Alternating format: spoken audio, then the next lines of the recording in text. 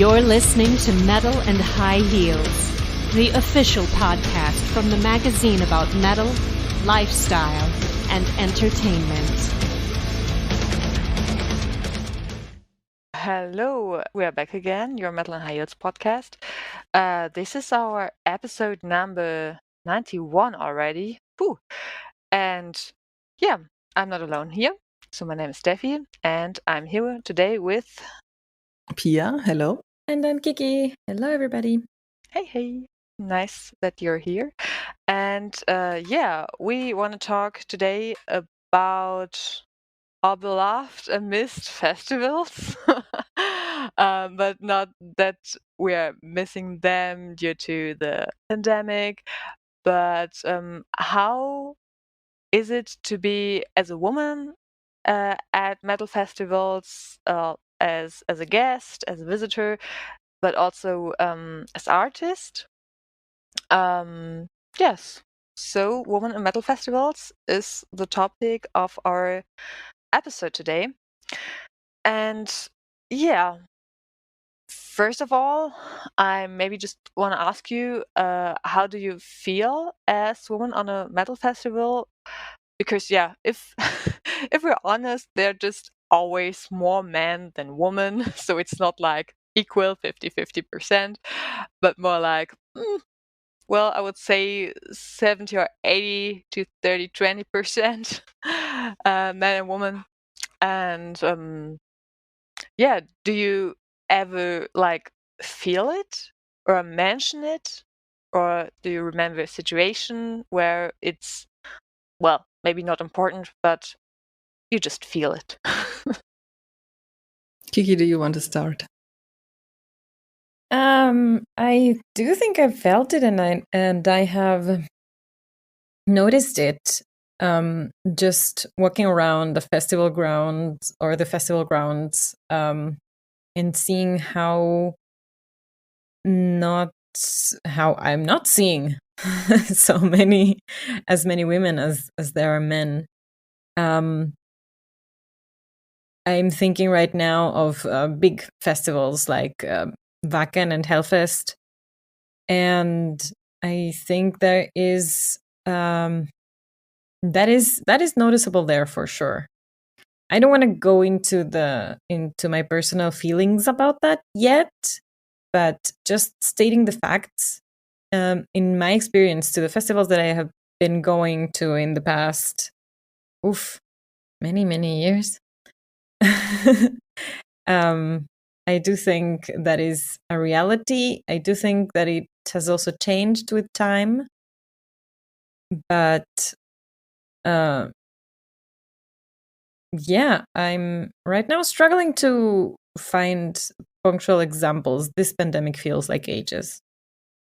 We need festivals now. Yes. For me, of course, I noticed that there were mostly men at festivals, but that was never something that bothered me because, to be honest, being around women always was a bit distressing for me. I preferred being around guys and not being around women because my parents raised me. How can I say that in English? My parents didn't raise me as a woman, and my parents didn't raise me as a man. They raised me very neutral. So I think I just didn't have some of the issues that a lot of young women have, like you have to look nice, you have to take care of everybody and stuff like that. So I never had that. And so because of that, I couldn't understand some of the problems. And that, to be honest, for me was a bit distressing. So I always felt good in mixed groups, or I also never had a problem with being the only woman in the group. And because of my acne, my adult acne that I had until I was, in my late 20s, I never really dressed. I never really showed a lot of skin and stuff like that. So what I was doing was I also dressed like a guy.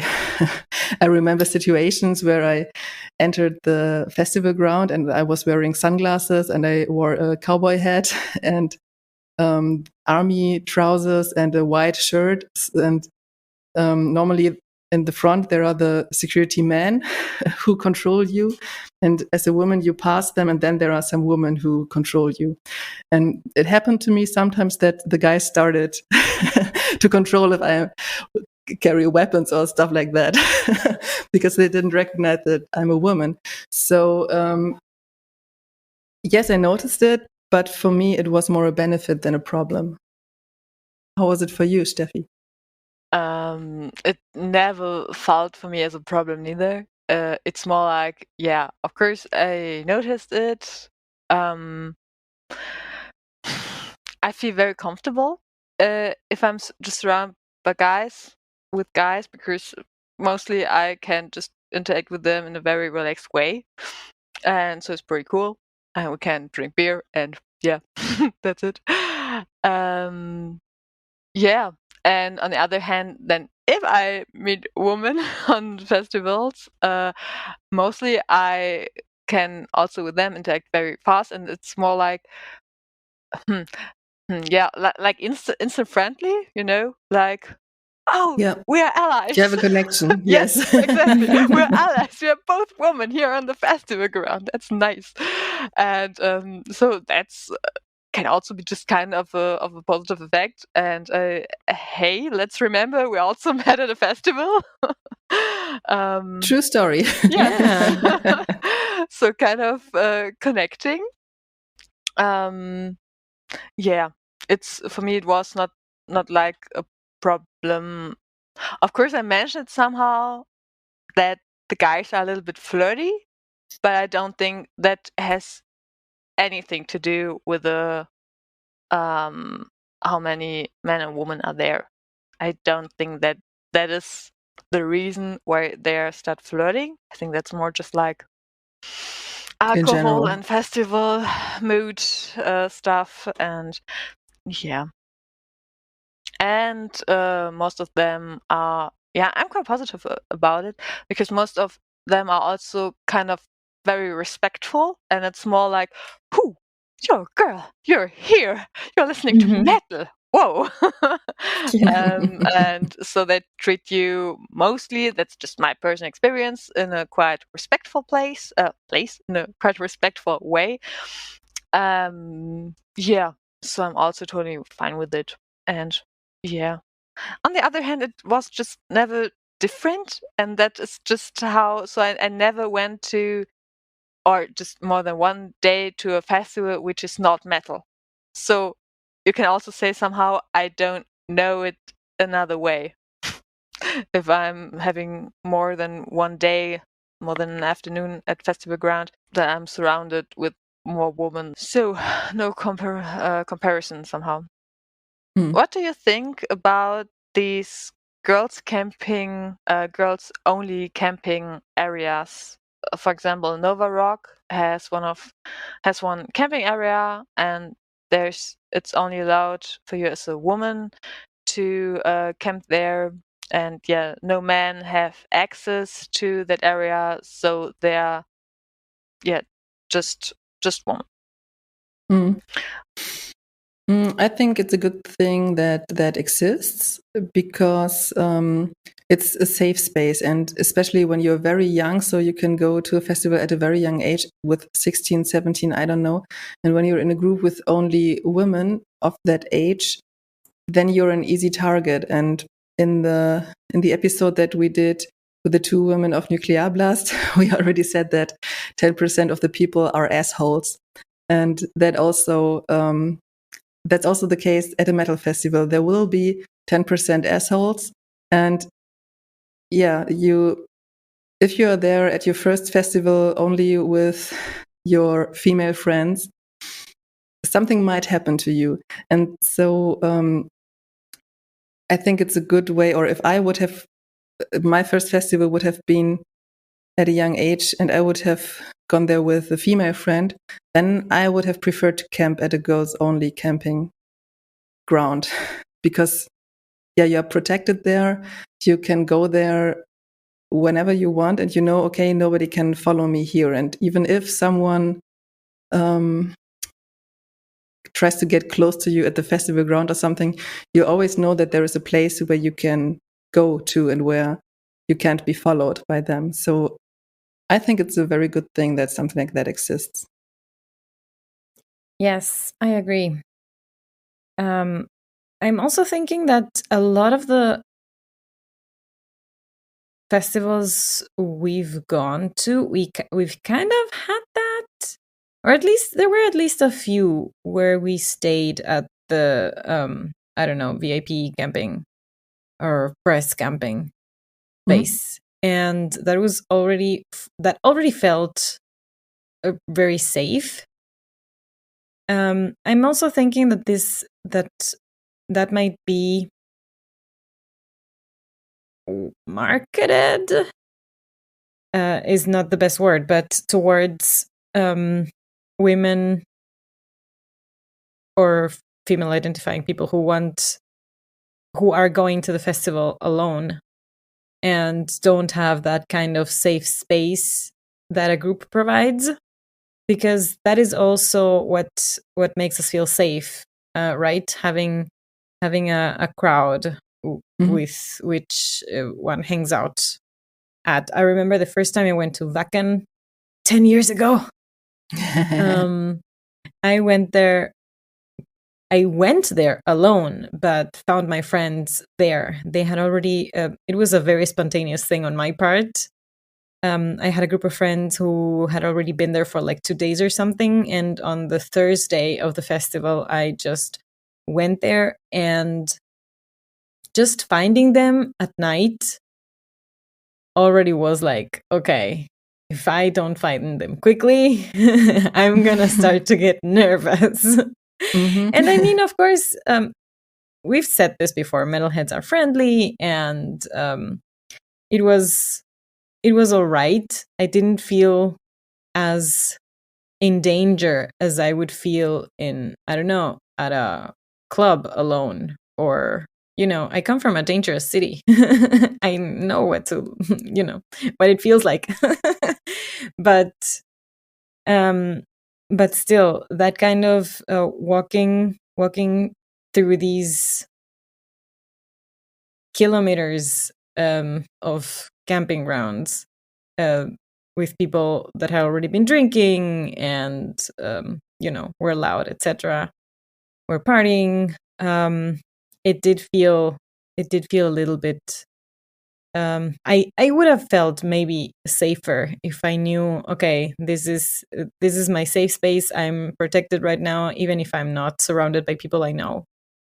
But of course, all of these are just coping mechanisms to help us find our way, but help us protect ourselves and feel safer in these very flawed structures, societal structures that are in place right now, right? We shouldn't need a safe space.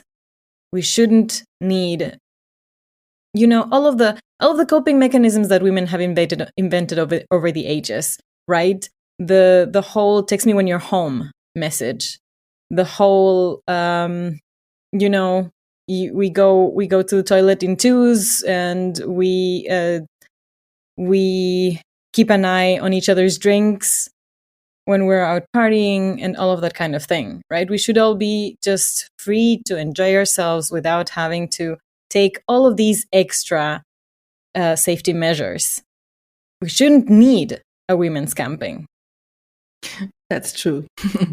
But that shouldn't keep festival organizers away from doing more of that. Because, I still think it's a very good thing, especially when you go to a festival alone, right? As you said, in a group, you have your safe space around you. You have people that you know, and you know that these people wouldn't harm you, or hopefully not. And when you go, or as a woman, I think I wouldn't go to a festival alone when there wouldn't be a women's camping ground. But if I wouldn't find anybody who would go to a festival with me, and I would know, okay, there is this women's camping ground, then I think I would go, because I know that this is a place where I am protected, and I think that I would also easily make friends around there, or more easy than on a normal campground. So it's also a place to connect, to basically find each other in this massive group of men. Yeah, that's also a good point. Yes, I already say, like, yeah, you're kind of allies if you meet other girls or women. Yes. Yeah, I can also imagine that there are more of these, woman girls who want to go, who don't have friends in their surrounding, who are also listening to that kind of music, but they want to go, and it's kind of connecting place, if you want to say. So yeah, and yeah, I think also it's a quite good idea, and the point that we just shouldn't need it, definitely yes. On the other hand, there's always alcohol. It's a fucking drug which can make you a very bad person at some time, or maybe just the bad person's even worse. I don't know. The person is there before, the alcohol only makes it come out easier. Yeah, exactly. But on the other hand, I would call the person like he's an asshole if he know how to control himself. Yeah, but then he wouldn't drink. Point. Okay. Yeah, good point. That is a whole other topic. Yes. That's true. But yeah, it's with all kinds of feminist topics. My point is always not yet. Like, the time is not done yet, and we're just on the way to develop society. And also that point. So maybe there are more women who like metal and going to metal festivals, but it's such a fucking cliche that there are just drunken men on the camping area. So I think lots of women are, or maybe not lots, but many are who are maybe not 100% hardcore metalhead, but just I like the music. Yeah, I would like to check it out, a festival like that. But they just maybe don't want to go because of that cliche. There are only drunk men, and so not that nice. And so or another point, sorry. Yeah, and so these safe areas might be also a good way to get more women to the festivals. I agree. And also, sometimes the women are quite young. So if you're under 18 years old in Germany, and in other countries it's even older, then you need the permission of your parents, or they can forbid you to go there.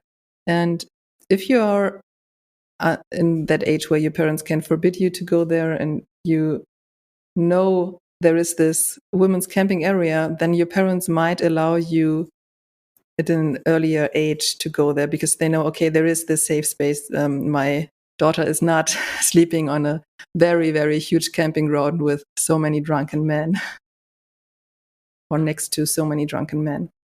I think that's also another point that brings younger women to a festival, or gives them the opportunity to go, because otherwise parents wouldn't allow them to go. But True. yeah, that's a very important point, because I always felt safe at a festival, but I was there always with a group of people, and always with a mixed group of people. And so, yeah, I just can't tell if it would have been different if I would have been there with only women in a group. But I think it would have been different. I'm pretty sure about that. Maybe. We'll never know. yeah, do you have anything to add to that specific point? Or otherwise, I would go to another one. Kiki is looking at her smartphone, I think. I'm looking at the girls camping out Nova Rock to put it in the show notes because it is actually a cool thing. Yeah, I agree with everything that you were saying. Also, I was just thinking, just like a side note, the whole thing about feeling safe around other men is also a complicated sexism thing, and this is a little bit further away from the subject at hand, but there's this thing when you're alone as a woman or alone, and then suddenly a guy starts hitting on you, and he will just not take no for an answer, and until you say something like, I have a boyfriend or I have a partner or something like that, and then they finally back off. And they listen to the man that is not there more than to the woman who is there. The thing is, that is their internalized sexism. And to put it very simplistically and very exaggerated, maybe, the thing is, they respect not you as a woman saying no. They respect you as the property of another guy. So they respect the guy that is your partner. And so they leave you alone out of respect for this other dude. And that is a fact. And so we as women have then developed this other coping mechanism. It's all about coping mechanisms until this thing changes, as Steffi said. And so we invent boyfriends out of thin air or partners that don't exist to finally make other guys back off. And so it's kind of the same when you're, at a festival and you're walking around with a group of guys. You're probably just friends. You might be, who knows, right? But you feel protected because other, again, putting things exaggerating in an exaggerating form. Because quote unquote predators will know you're with them, and out of respect for them, they won't come after you. So but that actually does give us like the feeling of safety. Everything is just so complicated and weird. But yeah, I mean, that is how we work right now, how things function right now. Did you ever do that, inventing boyfriends and partners? Because many times. Because I never did it, and I just wondered. Me neither. It was just like, I don't know, but many people, I don't know if it's a new thing or it have ever been, but like I can look very evil. That I can have a very evil look on my face, and so maybe there was enough with a combination with a no, thank you. But because I know the story, and I think many of my female friends did it also while partying, also because it's just easier. And if you just say that, I think that's the more important way, not like the no is not accepted, but it's just like easier to say, no, sorry, I've got a partner, but to no, and then just start like a discussion with that fucking guy who, oh, but why not? And no, but no. And yeah, very weird situation, definitely. But yeah, I just wanted to ask you if you ever did that trick. You have a good point. I think for me personally, it also came from maybe shyness or insecurity. I could never like say the words, no, I'm not interested, bye. But when they won't accept the no thank you, the polite no thank you, I did recur to the thing. It was actually funny. Sometimes, for example, I was out with girlfriends, and then we said we were together, as in we are in a relationship, we're dating right now. This is our date. Leave us alone. Not even that worked. Wow. Yeah. So The funny thing is, I never did that. So I never said, no, I have a boyfriend. What I did when I was younger was that I asked the guy how old he is, and then I said, "You're too old for me." That worked pretty good. But I also meant it because I was in my early 20s, and if a guy started flirting with me and he was older than 30, I was like, well, you're far too old for me. What do you want with me? And then that mostly helped. But Steffi, I think you and I, we are very tall. And we are also very sporty. So I think that keeps some guys away. Or especially being tall gives you another kind of respect sometimes, or of some people. So when you're smaller, it's even more difficult because we might look stronger, even if we maybe are not, but we might, that might help or might have helped. If that's true, if the theory is true, that's even sadder. Really. That's oh, you look like you can beat me. Okay, no. Okay, no. I don't want to flirt with you. What the fuck? Yeah, but to come back to the point, I also didn't do that, and I didn't really have to do it. But again, most of the time I was partying with a group or with a mixed group or with a group of guys. So yeah, Maybe. that's a big point in there. All right. So, switching topics. Mm-hmm. All right. Might be useful to have a woman's quota on stage. Like there needs to be, I don't know, 20% of artists, or in the best case, of course, 50% who are women playing on stage. Yeah. What do you think about that? Does it make sense, or is it just bullshit, or whatever? I think that it does make sense because representation leads to more people who also do that, because you have this mechanism also in racist structures.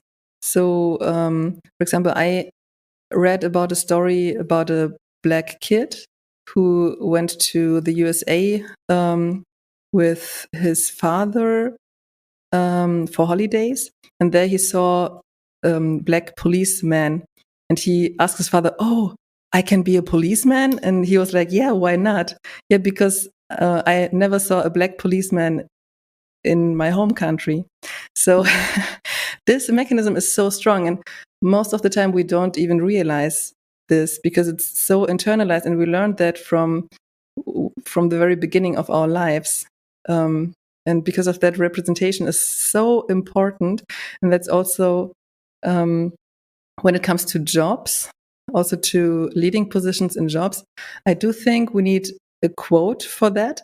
I don't like if you call it a women's quote. I'd like to call it gender quote. I don't know if that's the correct word in English, but I think a company should always go for at least 40% of one sex on every level of leadership also, so that you have at least 40% men or 40% women in leadership, and 60% of the other sex if we go for men and women only, because counting in the diverse people would be another story.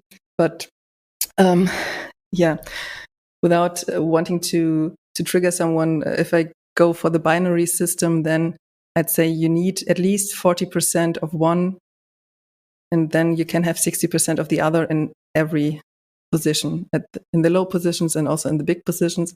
Saying that I would not like to call it a woman's quote is also that I think there are many jobs where mostly women work, where we need more men. So I would also like to see more men working in the whole care sector. And I would like to have a man's quote in there. That's why I call it a gender quote. And I am aware that you can't just go there and say, yeah, we need now 40% women on stage, because there are not so many female musicians that would, or that you could book in as a festival organizer. But you can go, you can book more from year to year. You can give yourself you can tell yourself, okay, this year it has to be 10%, next year I want 12, then 15, and so on.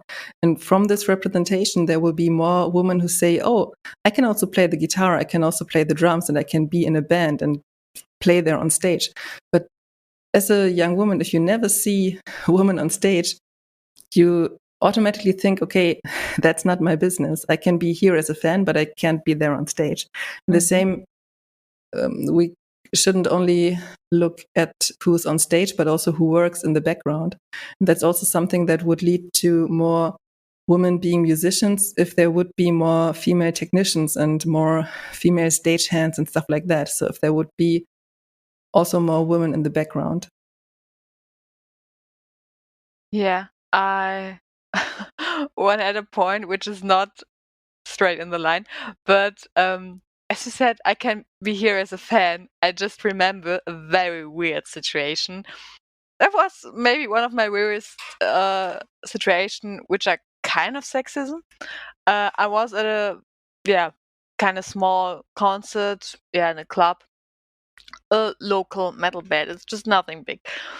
But I liked the music and I was just in the mood, and I just had banged and had lots of fun and energy in front of the stage. And then somebody just asked me, are you a girlfriend of one of these guys, of the band guys? I was like, huh? What? Yeah. So, are you? I mean, just why are you here? And you're probably so hard, or what? And no, man. I just like the I music. just like the music. It was so weird, but I was just so confused. Also, in that moment, it was huh? And it took me some time to just notice what happened, because it was just confusing. But that was after thinking about it, it was just like, what the fuck? It's like not normal as a girl to party hard to a metal band. What? What's wrong with you? Okay. Just little side note story of my experience. Yeah, but that's also part of the whole story, basically. Yeah, somehow, definitely. And about the women's quota, I think it's I have very mixed feelings about it, because I did not like to invite bands just because there are women playing, but maybe the music is not that good. Or also the genre doesn't fit to the festival, maybe. That's also possible, just only because I say as a festival organizer, okay, I want my 20%, I want to reach my 20%.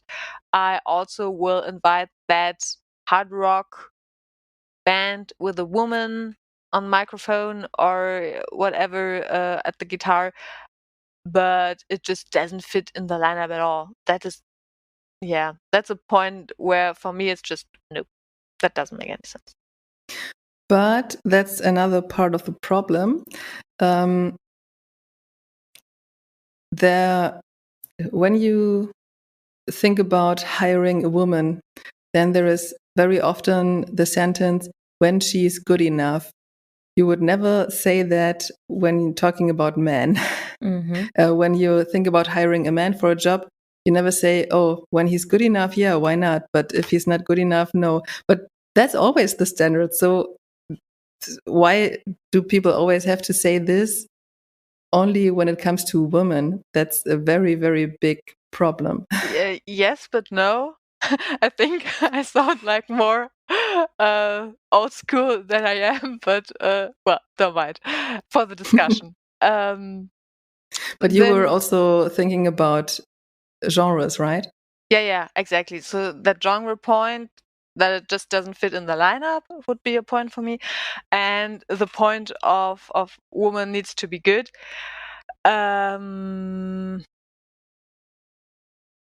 Lost my thought. Okay. I think that the point of quality is also a point of the opportunities, because there are just in ratio there are just more men, so you can pick the best. But if you have just a very small pool of women, or just not men, and you wanted to fulfill your quota, your goal, your target, and then you need to get them all. You know what I mean?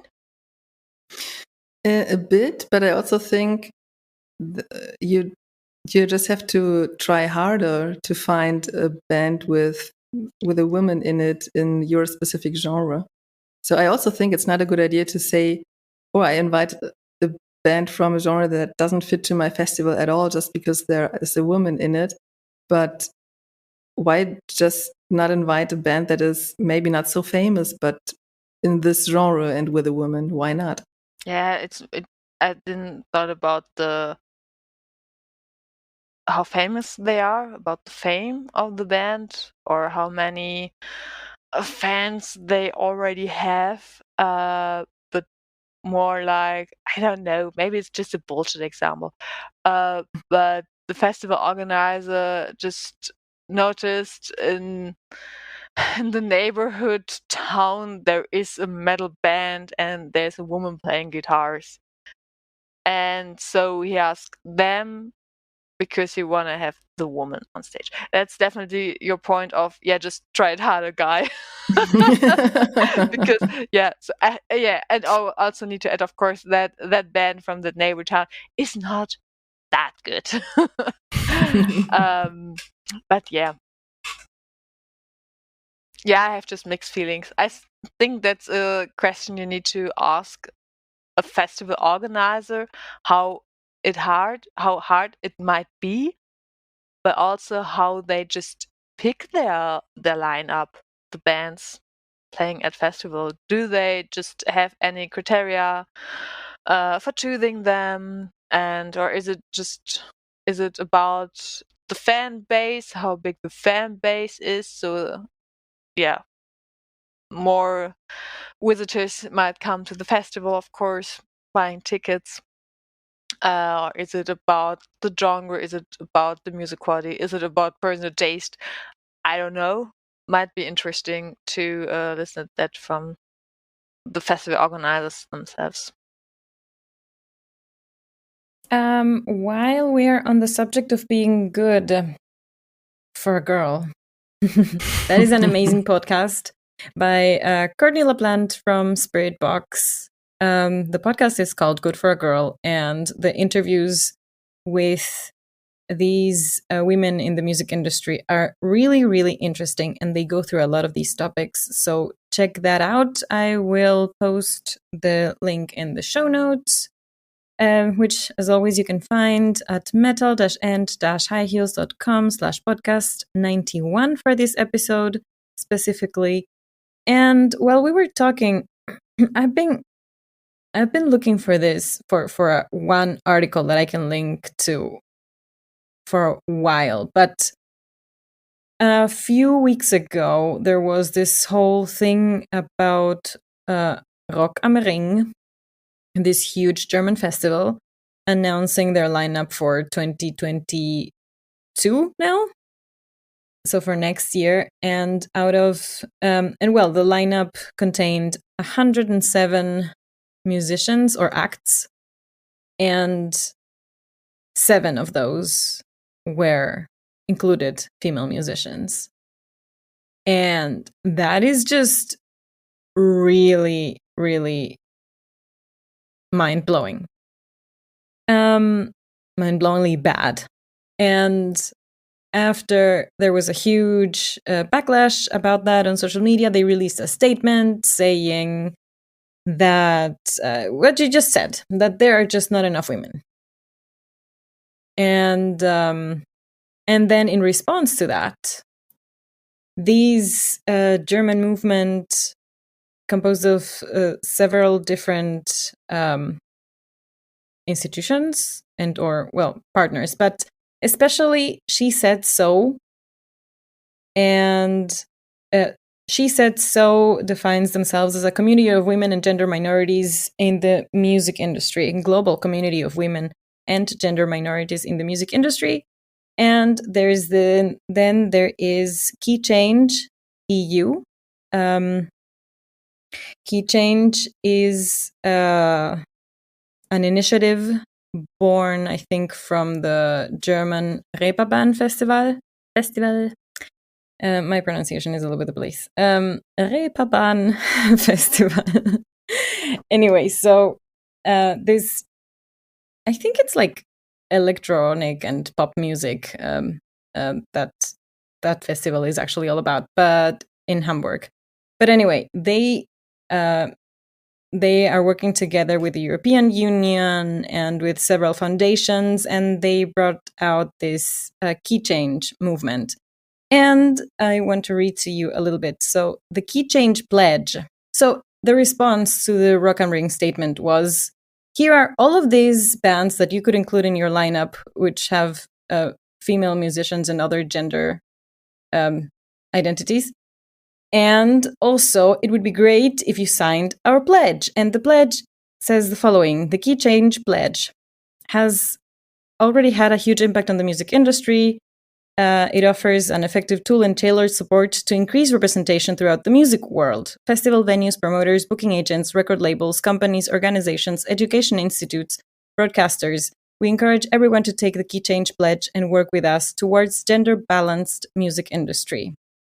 And so, when you take this pledge, you make a commitment to, for example, use 50-50 target of 4 composers commissioned and/or number of players in orchestras. Concert halls could look at lineups on stage or other aspects of the organization, senior staff, backstage staff, etc., so that is more balanced as well. Conservatories, looking at students, lecturers, senior staff teams, live music programs, etc., and look then as well agents, publishers, broadcasters, publications, and just everybody take a minute to include more women and other gender identities into their staff and crew and everything. And they don't just tell you to, look at yourself and do this work of finding more diverse people for your workplace. They also have a huge network of acts and experts who you could hire or who could help you with that. They also, so Key Change also offers mentoring programs for bands and musicians, and also in alliance with She Said So, SO. And all of these are really great initiatives. So I'm going to link all of those in the show notes as well, so that you could get informed if you are thinking, if you're a booker or a festival organizer and are thinking of including more diverse identities into your lineups or your rosters, then I'm sure you can find some help there. And yes, that's everything I wanted to say. And what I wanted to say, my point was that there are a lot of people working towards a balanced and equal music industry out there. And the least we can all do is get informed and educate ourselves and look a little bit further, make a little bit more effort, and not just say there's just not enough women out there, because that is just not true. We saw that in events like a female metal event and Metal Female Voices Fest. Those are already efforts into making the women in metal more visible. And of course, there is always, when we talk about these quotas you were discussing, there is also always the danger of going into the place of tokenism like, oh, I included one woman in my lineup. Now nobody can throw a shitstorm at me because I've done my job, so to speak. We then also heard a lot of stories of bands with female musicians that were rejected from lineups because the lineup had already included a woman. And so that was their token woman and no other woman was allowed. Marcela Bobbio from Extreme of Passion told us her experience with that in an interview in 2017. In that last interview with Stream of Passion, I think, at exactly Female Metal event. So I'm going to link that in the show notes as well. And that is also that danger. And that is something that just should not happen. Anyway, there are all of these efforts so that I do think that we are seeing a shift and a change and a good development, but it is still so little. And as Pia was saying before, visibility and representation are super, super important. And the amount of diversity that we're seeing now is probably going to take effect, and we will probably see it in maybe 10, 15, 20 years from now. We might see that diversity that we want to reach on the festival stages, but we have to start now. We have to start making that visible and offering that representation, so that, as you were saying, so that little girls who rock at the drums and at the guitars and all other instruments and vocals as well, that they just think, shit, I can do that too. And that was the case for me. When my first encounter with Evanescence was like, wow, women can rock? What? I want to do that too. Representation is normalizing. Yes. And that is really, really important for us to change all of these societal structures that we are criticizing. So there you go. We have criticized and we have also offered solutions. And while I'm on the subject, and before I forget, there are a lot of really cool Instagram accounts that I recommend for the sake of visibility and normalization, a lot of people to follow as well. Magazines like She Shreds, a magazine for female guitar and bass players. They are awesome. They post these videos. They are so amazing. And Women in Music Theory or Female Music Theory. I'm going to look that up and link that as well. There are just these awesome videos of female musicians performing. It's just really cool to see.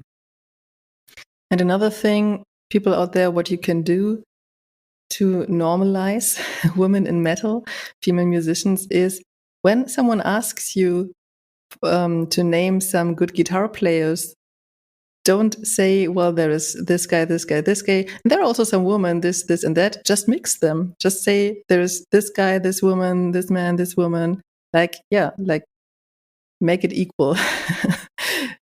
Don't focus on the gender. You don't have to mention it. You can just say, well, Nita Strauss is a very good guitar player, or Nicole from Kalias is a very good guitar player. You can just say that. You can just mention them along with Alexi Laiho as a very good guitar player and so many other men who are good guitar players. Just, yeah. Very good male guitar players, you have to say. Very important. These are male guitar players. Yes. That's, by the way, a very good strategy. If something that you say about a woman sounds strange when you say the same thing about a man, then you shouldn't say it. Mm-hmm. They would like to keep the discussion ongoing because I have a very stupid question. I think I said everything that I wanted to say. Okay. And Kiki also said a lot of important stuff. We could mention some other women who are in social media and stuff like that, but I think we can also link some of them in the show notes. If you're from Germany, I recommend that you follow Laura from the Tex Avery Syndrome. She also is a sound engineer, I think. And she also posts a lot of stuff like that. She also had a very cool statement on this whole women representation at festivals topic. And there are so many others that you can follow. Yes, exactly. Talking about sound engineering and producers as well. I have mentioned this before, at least in discussions of the three of us or conversations from the three of us. Anna Murphy from Cellar Darling and former Eluvaitie is also a music producer. So if you're ever looking for a producer, book a woman. Why not? What you were saying before, Pia, about companies and institutions, etc., having at least 40% of everything is a very good point. And I think it's just we don't think enough about how enriching these other perspectives can be. Mm-hmm.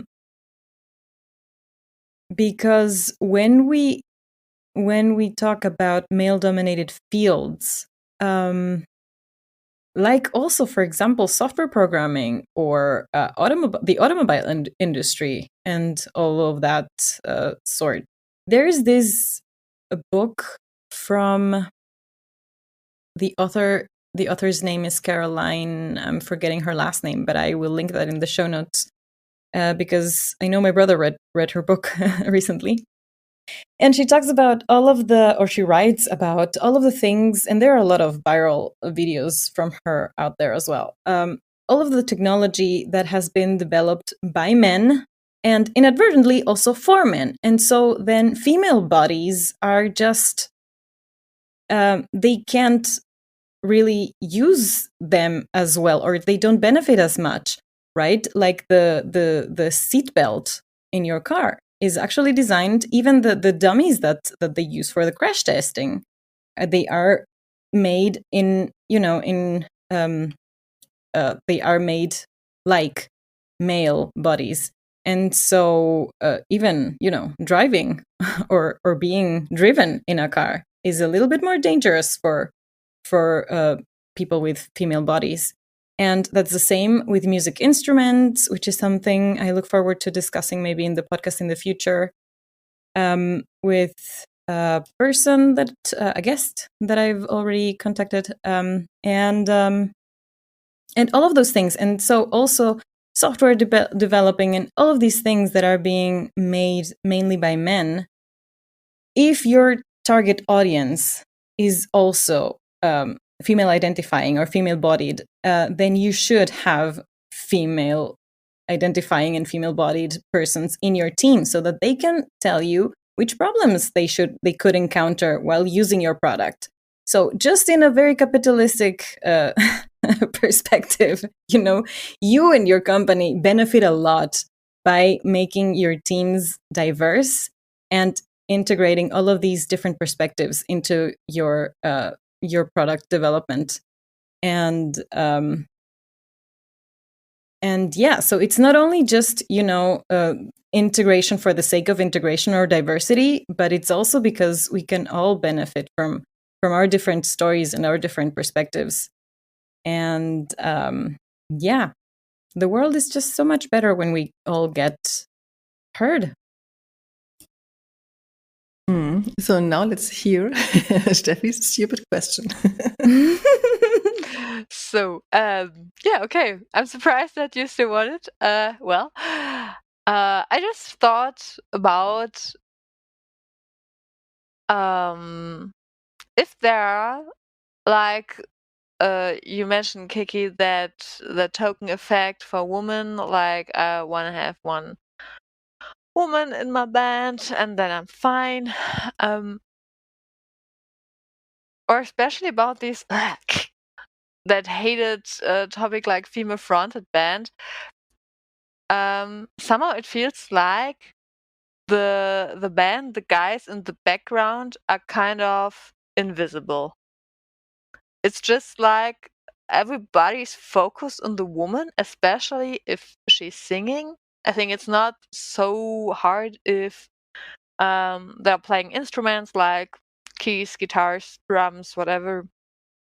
But it's always like kind of an eye catcher, you know what I mean? And the guys just doesn't matter. They're just there. They're just guys.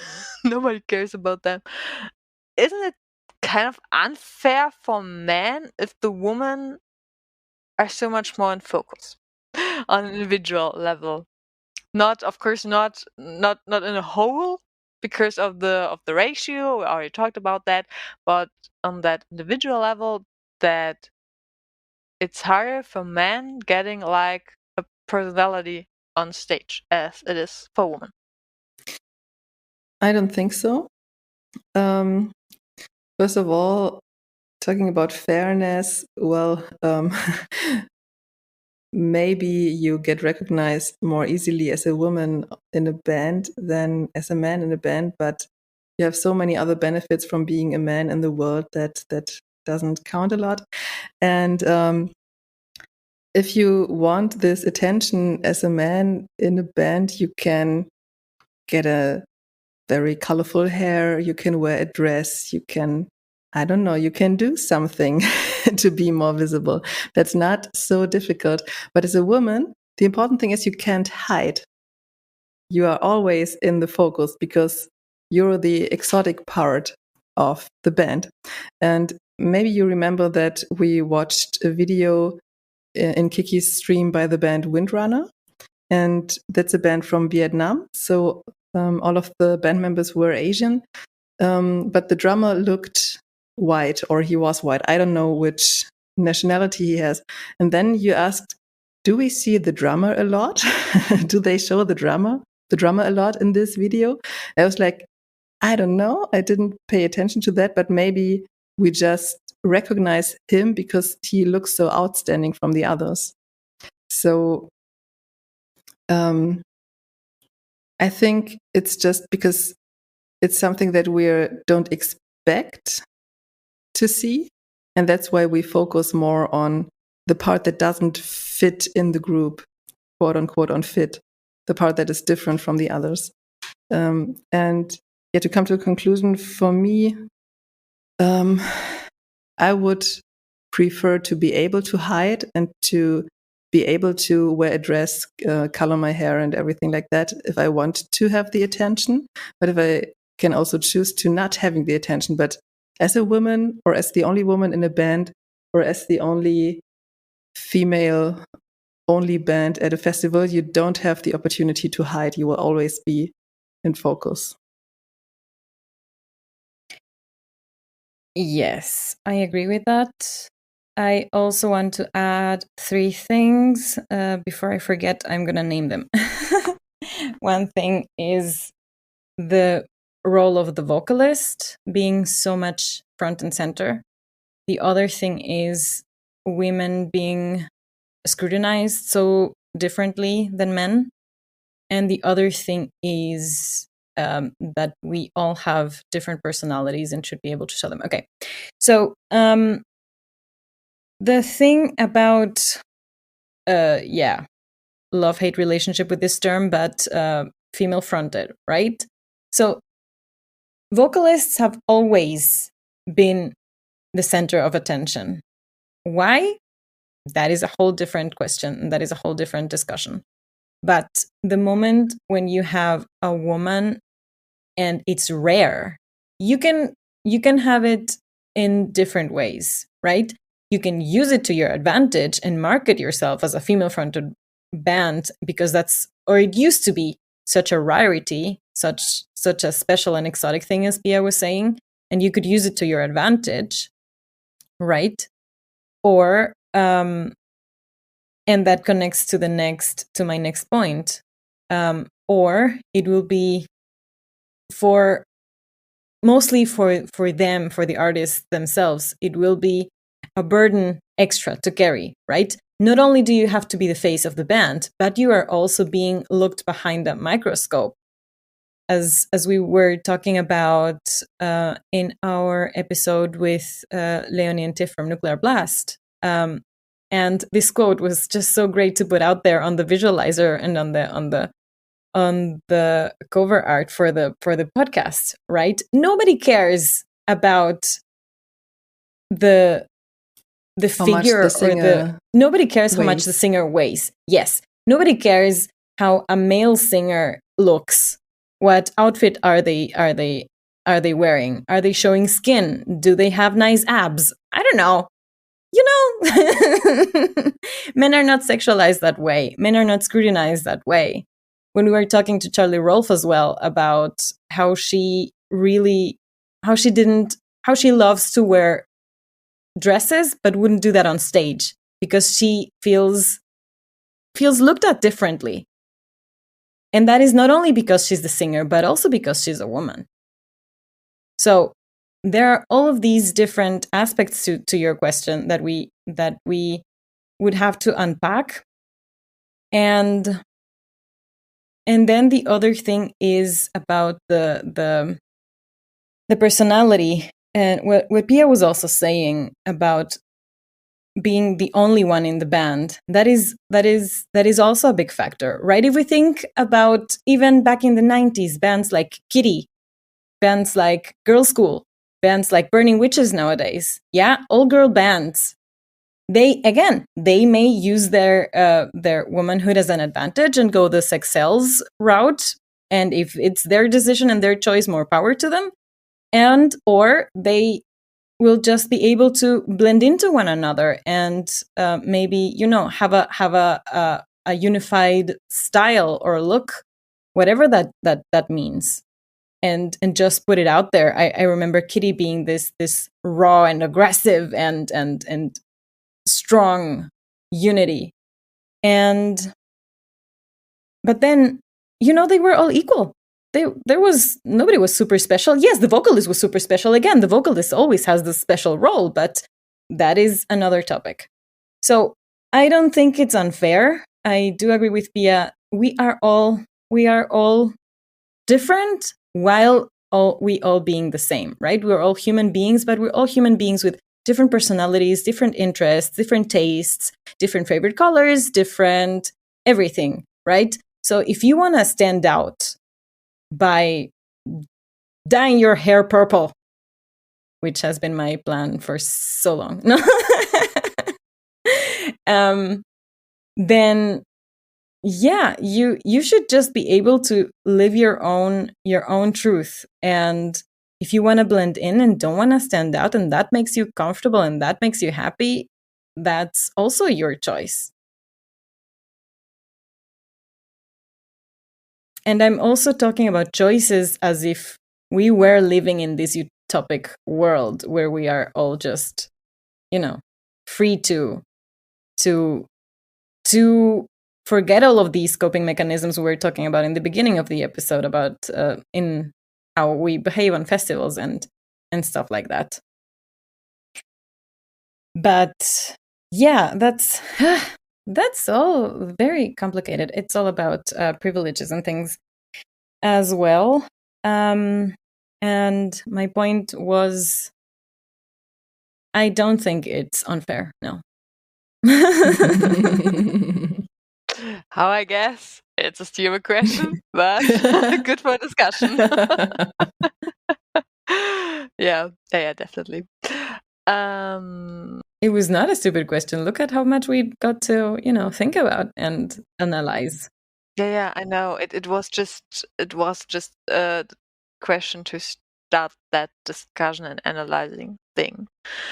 Yeah, and now I forgot my thought, and you can talk. I think we've come to an end. Mm-hmm. I think it was once again a nice talk with you girls. Steffi, we have something to announce. Yeah. I tried to get your attention. Yeah, we need a pause.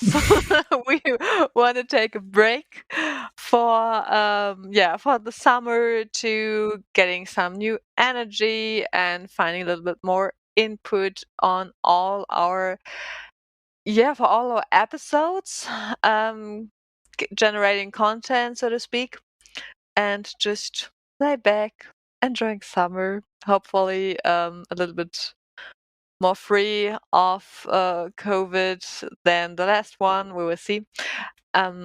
Exactly. And we will listen to you. You can listen to us, whatever, in September. That's a plan. And yeah, we're of course looking forward to it. We're also looking forward to our holidays. Yes, and while we are on this break, you can still help us to shape the future of our podcast by filling out the survey.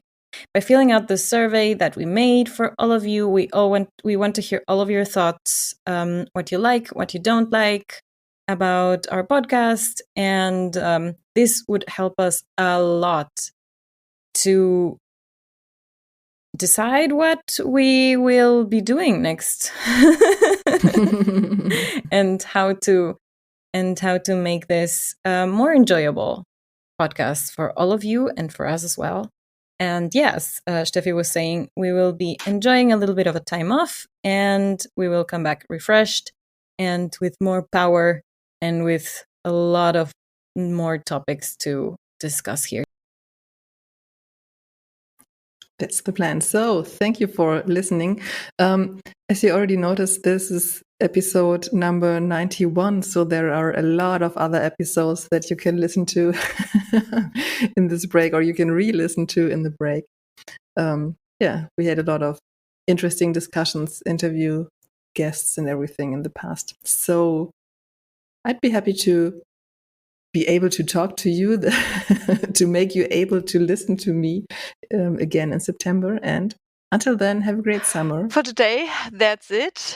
You can follow our Metal and High Heels podcast on Spotify and Stitcher, or subscribe on Apple Podcast, or wherever you like to listen to your podcasts. And the show notes, Kiki mentioned so many of them, you can find for this episode on metal-highheels.com/podcast91. And bye-bye. Bye. Bye-bye.